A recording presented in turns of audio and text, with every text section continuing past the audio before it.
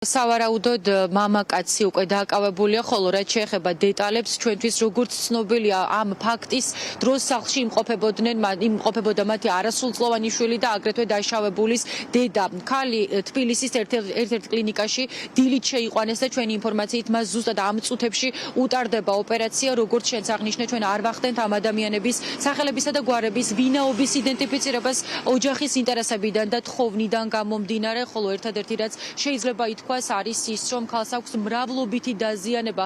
მისი დედის ციტირება რომ მოვახდინოთ, ექიმიც კი გაოგნებული ყოფილა დაზიანებების სიმძიმითა და სიმრავლით, თუმცა მიუხედავად ამისა ახლა ექიმები ყველაფერს აკეთებენ იმისთვის, რომ 40 წლის ქალის სიცოცხლე გადაარჩინონ.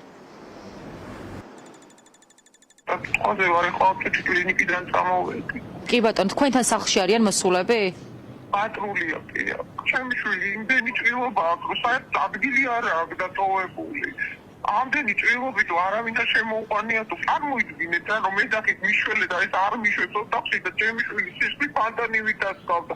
არ ვიცი აი გულგელაპარაკებით იყო თუღაზე არა.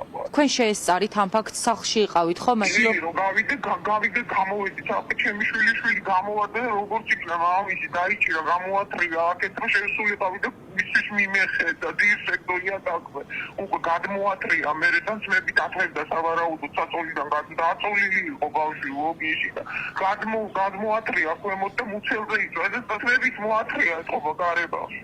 მე და შევარდა მერე რომ ეს კივილი გაიგო არ უშვებდა კარებს ვერ ვახებდიო ეჭირაო კარები მერე ჩემი დიშვილი დახმარებია და შესულა თვითონ როგორც იძახის ესეთი სურათი დამკლავს დასისხრიანი მრავლობითი ჭრილობები აქვს ხო? კი ძალიან ბევრი პოლიციაში თვითონ ჩემს დაურეკია როცა უკვე ეს ჩემი და შევიდა და რაღაცა მერე იმას თვითონ დაურეკია რომ ისა ცოლი დავჭერი.